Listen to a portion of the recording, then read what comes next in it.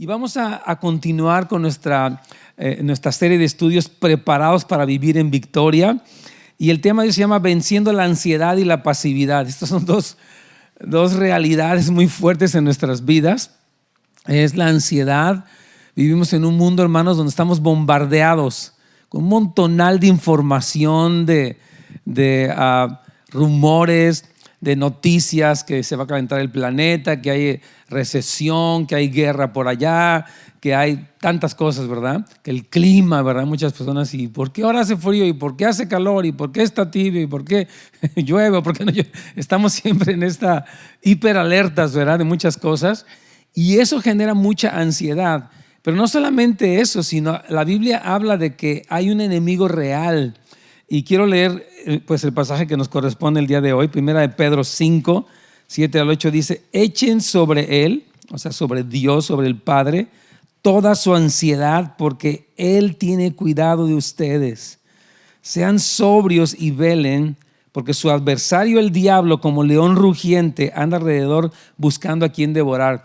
Entonces, la tensión viene porque, repito, vivimos en un mundo que hay muchas situaciones, pero también porque el diablo es descrito aquí como un león rugiente que trata de devorar nuestra fe. O sea, hay un enemigo real que tenemos y no queremos magnificarlo, hacerlo más grande de lo que él es, pero es real. Hemos dicho que hay dos tendencias hacia el enemigo. Una es a magnificarlo, oh, es horrible, ¿verdad? Y otra, no existe, no pasa nada. Y no, o sea, ahora sí que ni muy, ni tan, ¿de acuerdo? Hay una realidad que la Biblia nos habla, y un asunto que puede a veces Satanás utilizar es la ansiedad. Si tú no aprendes a manejar adecuadamente tu ansiedad, entonces puedes perder tu fe, puedes utilizar métodos equivocados para lidiar con ella y eso puede desviarte. Entonces aquí Pedro nos está dando consejos para que sepamos cómo manejar nuestra ansiedad. Amén. Todo cristiano, hermano, debe de saber cómo manejar su ansiedad. Tú tienes que aprender las instrucciones, las promesas, el poder de la Escritura para no vivir ansioso, estresado, abrumado, sino confiado, esperanzado en el Señor Jesucristo. Cristo habló, de hecho, en Lucas 21, cuando en ese capítulo está hablando de los últimos tiempos, o sea, de estos tiempos, lo escribió hace 2000, lo dijo hace 2000 años casi, y dijo: miren por ustedes que sus corazones no estén cargados de glotonería, de embriaguez y de las preocupaciones de esta vida. Observe cómo las preocupaciones de la vida pueden orillar a personas a utilizar drogas, alcohol, marihuana o la autoindulgencia para calmarse, para adormecer la angustia que tienen. Dice: tengan cuidado, van a venir cosas, y algo que puede entorpecer tu vida es utilizar estas cosas que no te sanan, te adormecen, te calman, pero realmente no tratan con el problema real. Y dice: y venga de repente como una trampa ese día, el día del Señor. Dice: porque vendrá sobre todos los que habitan sobre la superficie de la tierra. Y entonces dice: velen. Observe cómo dice: hay estas preocupaciones, y dice: ustedes tienen que estar alertas. Dios te llama a estar alerta, a estar vigilante. Dice: tienes que ver qué está pasando afuera, pero también qué está pasando adentro de ti.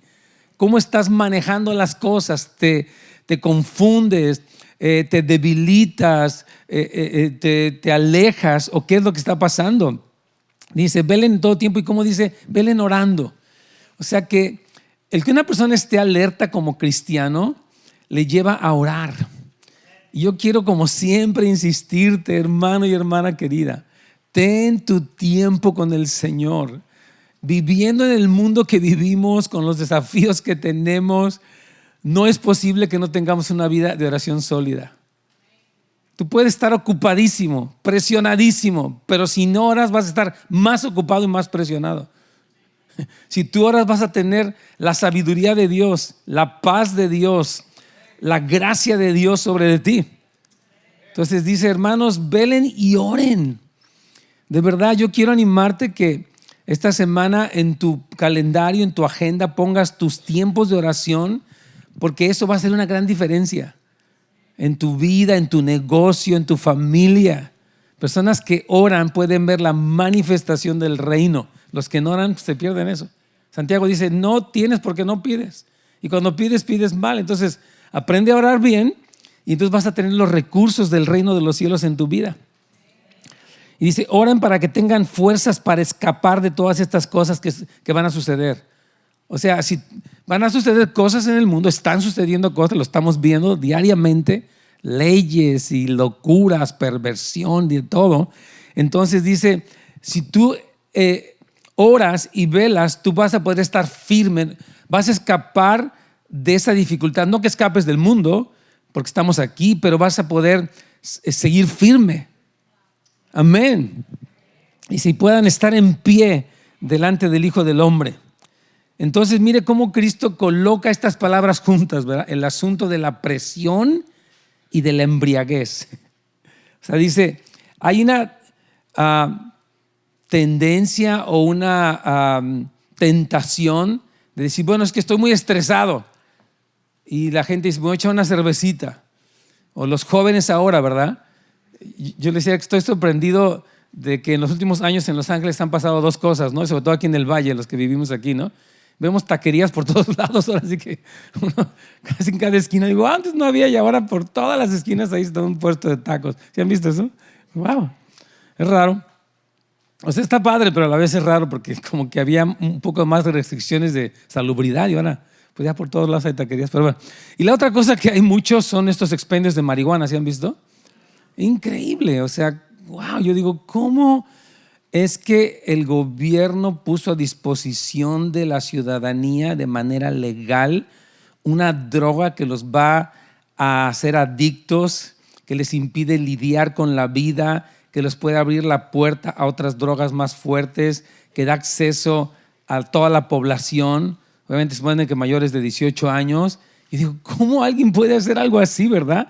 De por sí, nuestra generación de jóvenes tiene tantas tentaciones, la pornografía está arrastrando a muchos y ahora la marihuana. Digo, wow. Entonces Cristo dice, cuidado, porque hay un peligro de que la atención te orille a utilizar cosas que en vez de ayudarte, vas a perder tu sobriedad y no vas a pensar bien y no vas a actuar bien. Si una persona está ebria, no está en sus 5 sentidos. Y no actúa con precisión, no actúa con sobriedad, sino está ebrio. Entonces, mucho cuidado. Aquí lo pongo en el párrafo C. La ansiedad puede inducir a una persona a beber o a usar drogas o otro tipo de escape para adormecer su angustia, y ahí es donde perdemos la sobriedad. Cuidado, hermanos. Como medio amén por allí. Gracias, Yoli. Amén. Tú me animas. La señora López aquí nos anima. Entonces, otra cosa que Jesucristo habló también, que las personas pueden utilizar para combatir la ansiedad, es el engaño de las riquezas. Pensando que la solución a todos mis problemas es dinero. Yo lo que necesito es lana. ¿Verdad? Pero Jesús nos dice aquí en su palabra que las riquezas son engañosas. O sea, te prometen felicidad, pero no te la pueden dar. Como he dicho, el dinero te puede comprar la cama más excelente, pero no te va a dar el sueño. Te puede comprar o conseguir el psiquiatra más conocido y caro de aquí de Beverly Hills, pero no te va a dar la paz. O sea, el dinero puede prometer una seguridad que no puede otorgar porque no tiene esa capacidad. Hay personas que tienen dinero y en vez de que se estresen, que dejen de estresarse, están más preocupadas. Dice que el que acumula riquezas, dice Proverbios, aún va a estar más preocupado entre más cosas adquiera, ¿no? Jesús dijo en Mateo 13:22, y el que fue sembrado en espinos, este es el que oye la palabra, pero las preocupaciones de este mundo y el engaño de las riquezas ahogan la palabra y queda sin fruto. Observe, preocupación, la respuesta es que las riquezas me van a dar. Entonces lo que más me preocupa no es velar y orar, sino ver cómo acumulo más dinero, porque pensar que mi cuenta de banco tiene el dinero suficiente me da paz, pero dice, cuidado, porque el dinero no puede darte la paz total. Aunque tuvieras todo el dinero del mundo, ¿cómo vas a controlar los conflictos de Vladimir Putin en Ucrania o lo que está? No podemos controlar las cosas. Entonces, de acuerdo a estos pasajes, vamos ahí al final de la página 1, hay 3 formas en las que las personas tratan con la ansiedad. 2 de ellas son incorrectas y la tercera es correcta. ¿Está listo para este pequeño amén? Vamos a la página 2. Entonces, las drogas, el alcohol y la autoindulgencia son salidas equivocadas, son escapes equivocados. Satanás puede usar de todo para devorar nuestra fe. Mentiras, amenazas, tentaciones, y que entremos en ansiedad, y algunos utilizan escapes que les hacen perder su sobriedad. Cuando una persona no está sobria, no puede pensar bien, hermano.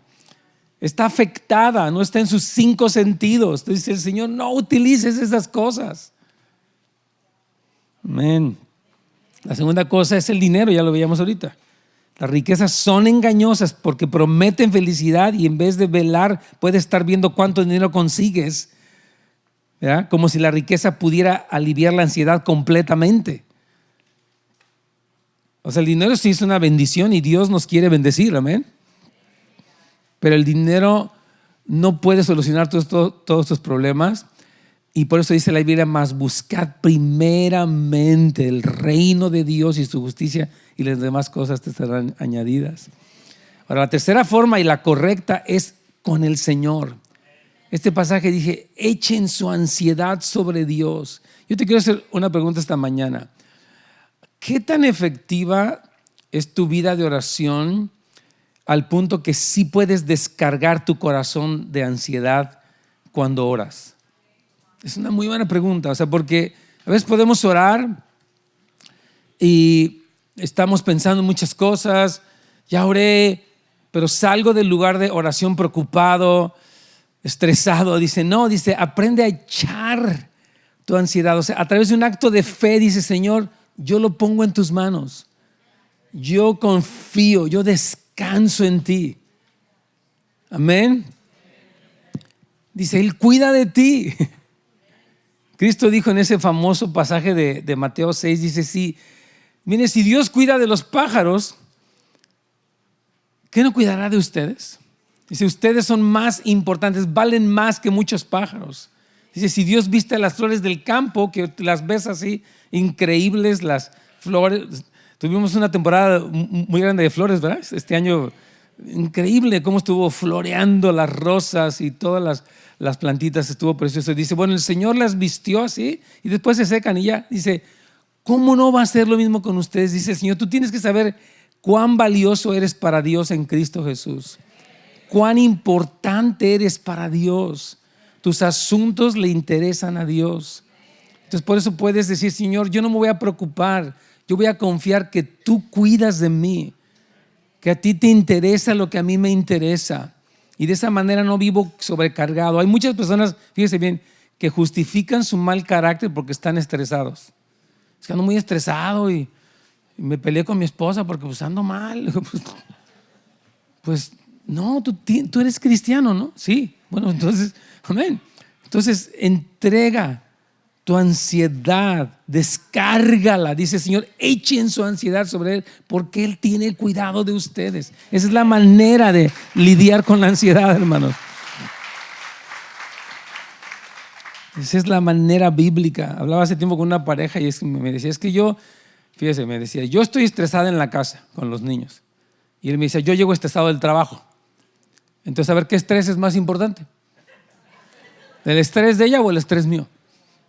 Porque yo cuando quiero que ella me apoye porque yo vengo bien estresado, y dice, no, yo también quiero que él me apoye porque yo estoy bien estresada con los niños. Entonces, imagínate, 2 estresados en conflicto.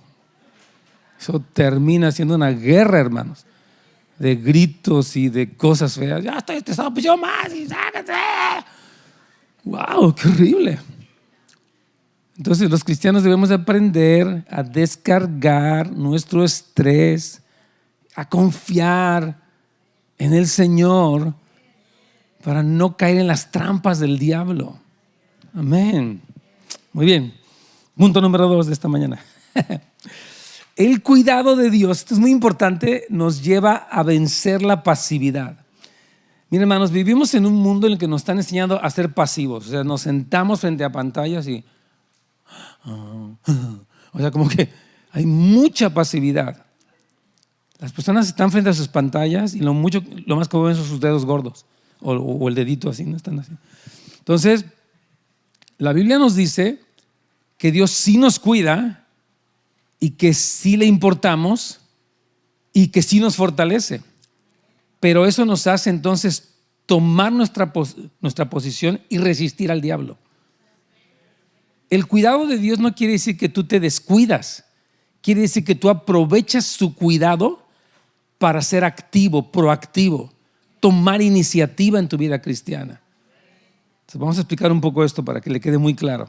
Dice aquí en el 7 y 8 de capítulo 5, echen sobre él toda su ansiedad porque él tiene cuidado de vosotros y sean sobrios y velen.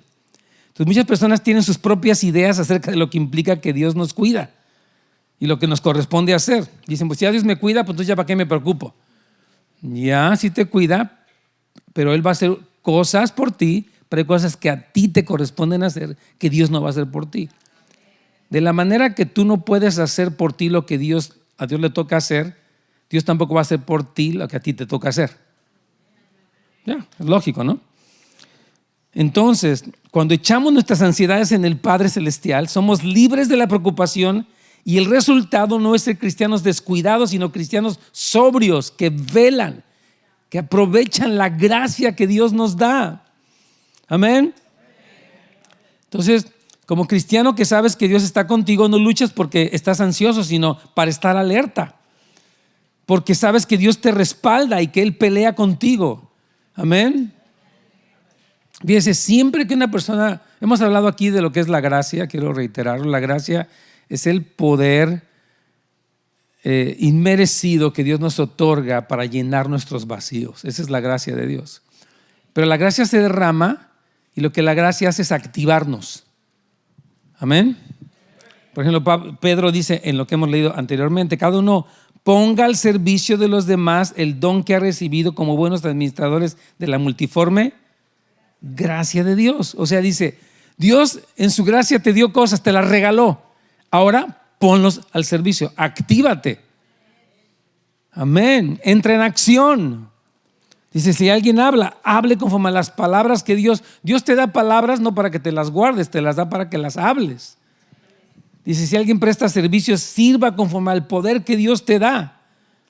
Entonces, lo que recibimos de Dios nos convierte en mayordomos, no en acumuladores de las cosas. Y dame más y más y más. Bueno, sí, pero ahora, ¿para qué te doy más? ¿Sí me está oyendo? El Señor le dijo a Abraham, te bendeciré y serás bendición. Dice, Señor, si yo te bendigo y tú no bendices, entonces ¿para qué te bendigo? ¿Para que acumules más bendición? No, te bendigo para que bendigas a otros, para que te actives, para que uses lo que te estoy dando. Amén. Entonces lo que recibimos de Dios, amén. Den un aplauso al Señor, está bueno, sí, amén.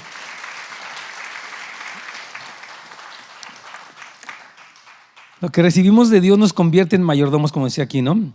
Fíjate, por ejemplo, el hecho de que Dios pelea por nosotros, que dice, cantamos que Él pelea mis batallas, ¿verdad? Pelea mis batallas.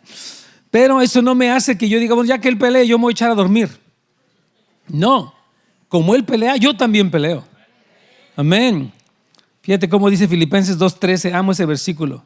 Porque Dios es el que en vosotros produce así el querer como el hacer por su buena voluntad. Entonces, ya que Dios produce el querer como el hacer, pues entonces lo hago. Amén. Gracias a Dios. Si tú dices, bueno, yo tengo la gracia de Dios, quiero la gracia del Señor. Bueno, esa gracia te va a hacer activo. Mire lo que dice, vamos a la página 3. Dice Pablo en 1 Corintios 15:10, pero por la gracia de Dios soy lo que soy y su gracia no ha sido en vano para conmigo. Antes he trabajado más que todos ellos, pero no yo, sino la gracia de Dios conmigo. Cuando tú tienes, yo te voy a decir dos formas en las que tú puedes comprobar si tienes la gracia de Dios. ¿Quieres saberlas? Bueno, la gracia te va a llevar a que luches contra el pecado. Y la gracia te va a llevar a que ames a los demás. Entonces, si tú dices, yo tengo, la gracia de Dios está sobre mi vida, se demuestra por una lucha contra el pecado y por un amor práctico con tu familia, en tu trabajo, hasta con tus enemigos. Porque eso es lo que produce la gracia de Dios, algo que el hombre no puede producir. Amén. Amén, gloria al Señor. Está tremendo eso. Gracias a Dios. Fíjate, dice Efesios 6, 10 y 11, por lo demás, fortalezcanse en el Señor y en el poder de su fuerza y vístanse de la armadura. O sea, Dios te da una fortaleza para que tú te pongas la armadura.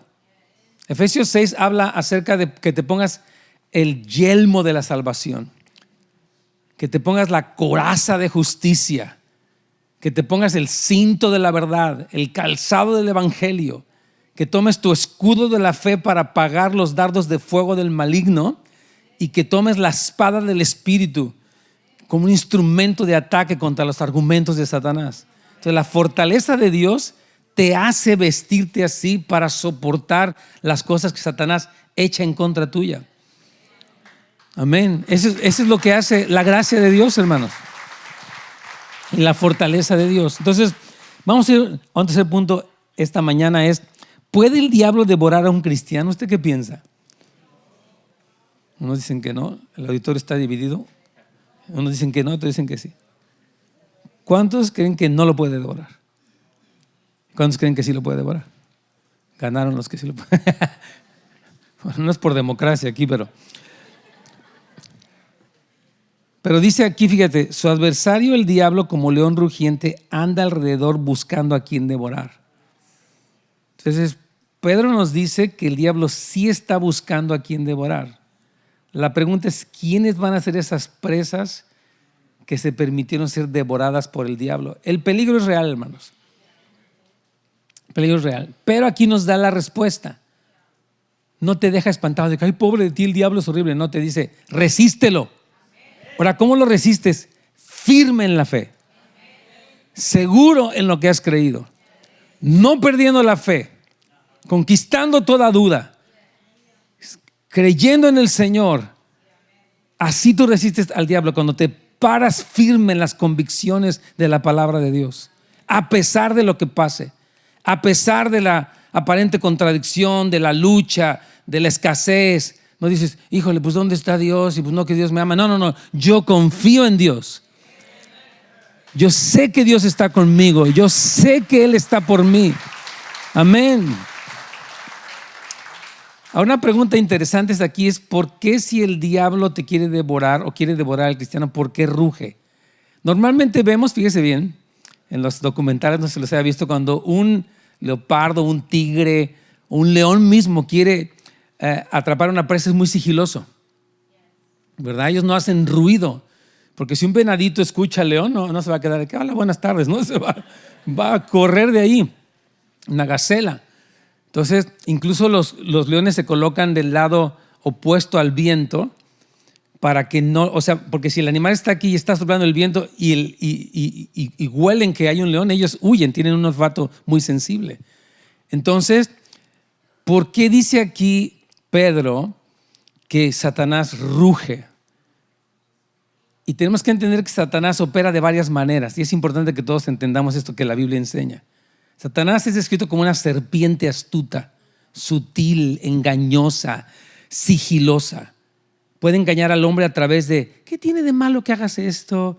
No importa, Dios te ama de todas maneras. Y sí, Dios dijo esto, pero también lo otro. O sea, Satanás es engañoso, es sutil. Así engañó a Eva. Pero también Satanás quiere espantarte e intimidarte. El rugido del león, no sé si han oído rugir a un león, ¿qué han escuchado?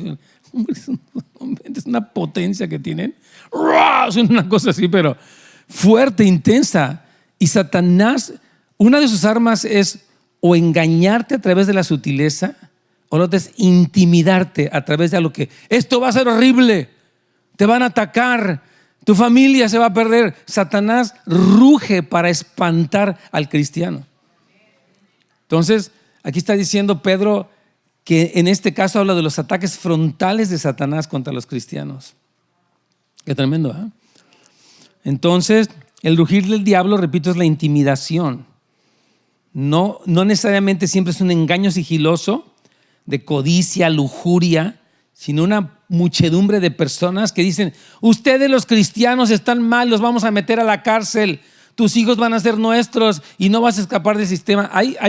Actualmente, a nivel mundial, hermano, existe una intimidación contra el cristianismo. Hay países como China, como Irán, como muchas partes de África, de la región del Medio Oriente, de los países árabes. Hay intimidación contra el cristianismo. Y aquí en Estados Unidos ya empieza a haber cada vez más de eso, hermanos. Es la verdad. Estos grupos liberales se levantan. Pues la Biblia dice, pero nosotros decimos. Ustedes creen en esto, pero nosotros creemos esto. Y si tú no nos celebras, te vamos a meter a la cárcel. Hay una intimidación, hermanos. Y hay gente que puede darle miedo. ¿Sabes qué? Yo no quiero problemas con la gente. Mejor que cada quien quiera lo que quiera. Sabemos que un cristiano fue devorado cuando se pasó del otro lado, cuando se fue al bando equivocado. Dijo: no, yo no quiero presión ni quiero problemas. Yo mejor me hago musulmán o me hago budista o me hago lo que sea, yo no quiero problemas. Esa persona se dio al rugido del león y fue devorado. Es triste, me ha tocado ver personas que perdieron la fe. No, es que la verdad es muy duro todo eso, y mucho problema, mucho ataque. Yo mejor aquí me la llevo muy tranquilo. Cuidado, de verdad. Entonces, el diablo, como decíamos, opera en más de una forma. Sí es como una serpiente astuta que trata de engañarte a través del pecado para que hayas placer en lo que no debes, pero también te amenaza: te voy a destruir a ti y a tu familia. De hecho, el anticristo, la Biblia nos habla de esto, ¿no? Y es real.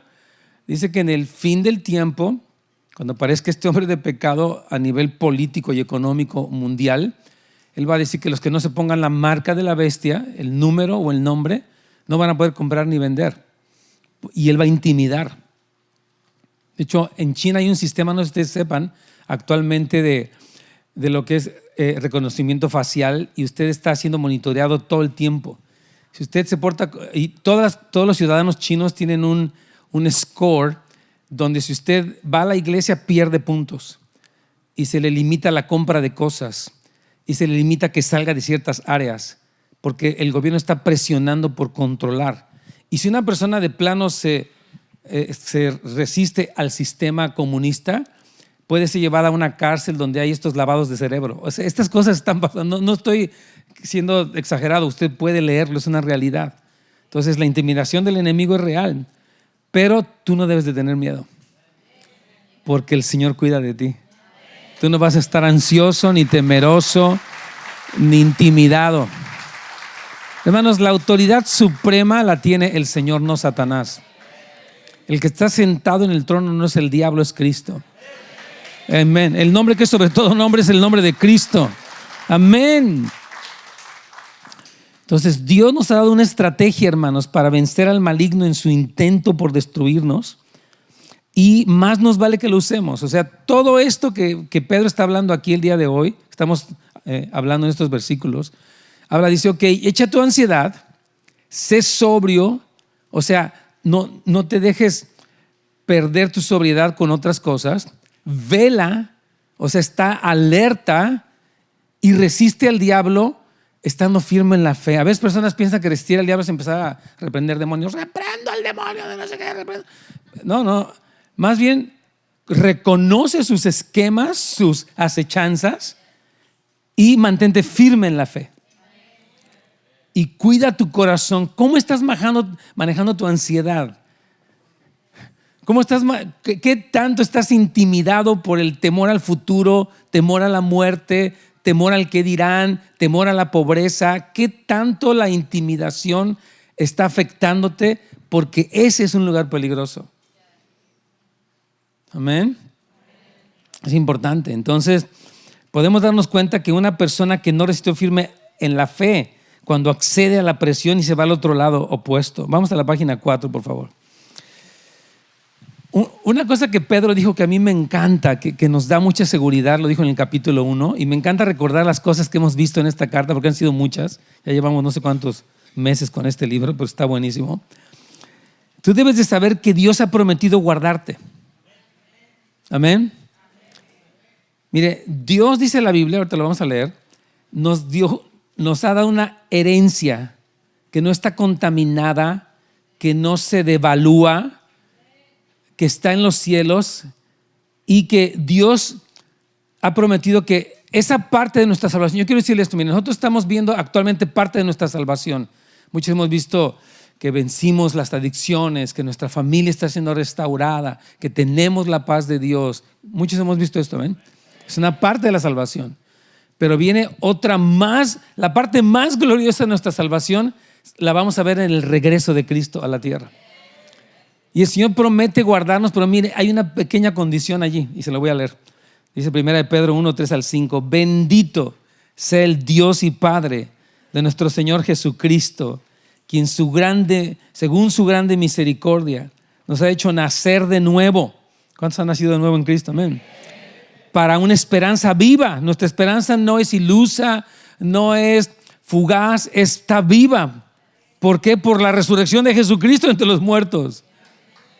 Para una herencia, tú tienes una herencia gloriosa, incorruptible, incontaminable e inmarcesible o inmarchitable, reservada en los cielos. ¿Para quién? Para nosotros, claro. Y dice aquí que son guardados. ¿Por qué? Por el poder de Dios. Pero mire la condición que utiliza Dios. La fe. Hermano, la Biblia dice, mas el justo por la fe vivirá. Un punto crucial en tu vida es tu fe. Y es lo que Satanás quiere atacar. Hemos estudiado cómo él quiere o engañarte o estresarte o intimidarte para que tú digas, para que pierdas la fe. Entonces dice, Dios te guarda y hay una herencia, pero tu parte es confiar, es creer. Dice, porque sin fe es imposible agradar a Dios. Porque es necesario que el que se acerca a Dios crea que le hay y que Él es galardonador de los que le buscan. Hermano, yo quiero animarle que crezca en fe, que viva por fe, que use su fe. La fe se utiliza cuando no están las cosas. Mire, cuando todo va bien, lo hemos dicho, no necesita fe porque está todo bien. Pero cuando algo sucede, cuando hay una crisis, usted utiliza su fe. Y de verdad, yo le estaba contando la historia de un pastor. Y voy a contarle otra porque unos escucharon esta historia. Voy a contarles otra historia más. Y este es de otro joven pastor. Estuve en San Luis Potosí y este pastor ha establecido 14 satélites alrededor de donde él está, y la mayoría son pastoreadas por jóvenes de 30 años, 31 años, jóvenes ellos. Entonces, dice que ellos compraron, este pastor joven compró un terreno y fue 1 hectárea, como 2 acres más o menos, y dice que pues ahí estaban trabajando, sirviendo, pero casi el 60% o más de su terreno era pura polvo, pura tierra. Dice, estábamos los hermanos todos polveados, parecían esos pambazos. Llegábamos ahí todos y los carros, y dice, pero pensar en pavimentar esa zona, pues era carísimo, eran allá, me dijo, más de 2 millones de pesos. Entonces me dice, la verdad, yo no sabía, pues no sabía cómo hacerle. Y dice que él estuvo pues orando y confiando en el Señor, y Dios le dio una vez trajo un hermano, él lo vio y le dijo, hermano, quiero hablar con usted. Mi esposo y yo queremos hablar con usted. Él dijo, hijo, así no me regaña, porque dice que el hermano era mayor de edad, y dijo, a ver cómo nos va. Y estaban él y su esposa ahí. Dice, hermano, quiero decirle algo. Y dice, dígame. Dicen, ¿sabe que nosotros hemos visto que hay mucho polvo en la iglesia? Pues sí, hermano, está. Uno se empolva mucho, uno anda tosiendo. Dice, pues sí. Dice, ok, mi esposo y yo queremos pagarles todo el pavimento. Qué tremendo, dice. Y dice, yo tengo una compañía constructora y una compañía que vende materiales de construcción, nos vamos a encargar de todo, usted no tiene ni qué preocuparse. Y ya me enseñó las fotos y se ve así blanquito todo el pavimento de concreto, bien hermoso. Pero es la mano de Dios. Dios es bueno, hermanos, Dios es bueno. Aquí en este lugar hemos visto mucho la mano de Dios también, la verdad. Pero mire, a veces pasa que las personas cristianas son muy racionales, como que no me alcanza, yo no puedo hacer eso, o eso que están diciendo es muy difícil, yo cuento mis números y mis cosas. Y yo veo, hermanos, que una cosa que el cristiano tiene que cuidar siempre es su pasión por Dios y el sentido de propósito. O sea, vivir con el enfoque del Señor como el centro de nuestra vida, y que nuestra vida cumpla con el llamado que Dios nos dio. También hablé con un hombre que estaba en México. Él ya tiene 62 años, lo conozco desde que tenía, no sé, 18 años o menos. Y yo he visto que la vida de este joven que es cristiano, bueno, este hombre, ya no está tan joven. Bueno, somos jóvenes los de 63. Amén. Entonces, este hombre me estaba diciendo que pues él no se ha casado todavía y que han pasado muchas cosas y le ofrece un trabajo acá y allá. Y le digo, ¿qué hay de tu llamado? ¿Qué hay de lo que Dios tiene para ti? No sabemos cuántos años te queden. Le dije, esperemos que tengas más de 20, 30, no sé. Pero, ¿cómo estás cumpliendo ese llamado de Dios? ¿O nada más estás respondiendo llevarla, pagar tu renta? Le dije, no, tu vida es más grande que pagar tu renta. Busca primeramente su reino. Fíjese, escuché el testimonio, les voy a contar esto de una mujer y su esposo. Se llama Blanca y su esposo se llama David. Ellos son mexicanos y viven en Turquía, en unas partes bien difíciles. Dice que estuvieron en una ciudad como 8 años y su meta es alcanzar a la gente turca, que es gente muy cerrada, musulmanes tremendos. Y dice que ellos, durante lo que ellos hacen es enseñar idiomas. Ellos hablan turco y español e inglés también. Y dicen que su meta era establecer algo ahí, aunque sea, ahí ganar una persona en un año es un súper triunfo, ¿verdad? Porque es demasiada la oposición, etcétera. Y nos dice, no, estuvimos trabajando y ganamos una persona para Cristo y después llegó un misionero. Nosotros nos fuimos a otra ciudad y no nos dimos por vencidos. Estamos en otra ciudad y estamos trabajando, dijo ella, porque sabemos que, dice, todo Turquía era cristiano en su tiempo, hermano. Ahí están las 7 iglesias de Apocalipsis, están en la actual Turquía. Y de hecho, ellos están en una ciudad que se llama Izmir. Y me decía ella, estamos predicando, hermanos, sigan orando por nosotros.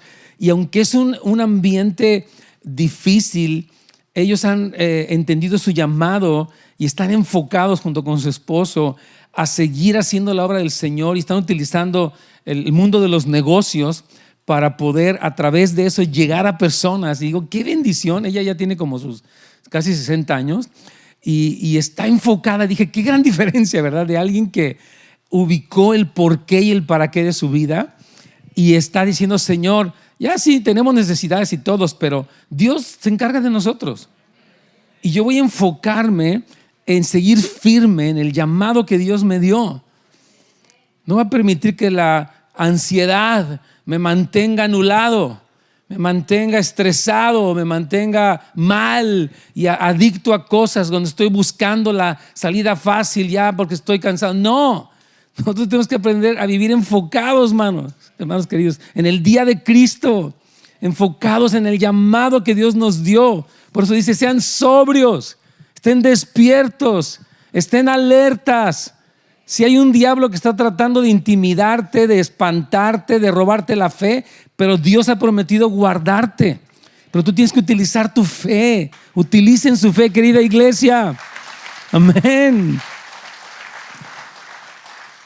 Después la fe, dice Hebreos 11, la certeza de lo que se espera, la convicción de lo que no se ve. Dice, por la fe alcanzaron buen testimonio los antiguos. Y empieza a hablar de las proezas que hombres y mujeres de fe llevaron a cabo porque confiaron en el Señor. Y Dios les salió al encuentro, Dios los respaldó, vieron la promesa de Dios cumplida. Sea una persona de fe. Amén. Entonces, la forma de resistir al diablo es estando firmes en la fe. En conclusión, el rugido del león del enemigo es el sufrimiento que tiene la meta de intimidar y acabar con la fe de las personas. Y yo te quiero animar, hermano, si tú estás pasando por un tiempo de desánimo, de duda, déjanos orar por ti. Habla con nosotros. Me decía una persona recientemente, es que yo tengo mucha pena porque estoy pasando por estas luchas. Le digo, no tengas pena. Hermano, todos estamos pasando por luchas y estamos para apoyarnos, somos una familia. No estamos para condenar, decir, hermana, ¿cómo comprende? No, venga, vamos a orar. Qué bueno que habló, qué bueno que pidió ayuda, qué bueno que pidió consejo, le decía yo a ella. No se quede escondidita, donde hay personas que les gana más la pena que la necesidad y por esa pena están en cosas bien terribles. No tengas pena. Acércate y pide ayuda y oración. Amén. Amén, gloria al Señor. Entonces, El devorar a alguien, cuando Satanás devora a alguien, que es posible que pase, pero no te va a pasar porque Dios te va a guardar y tú vas a estar firme.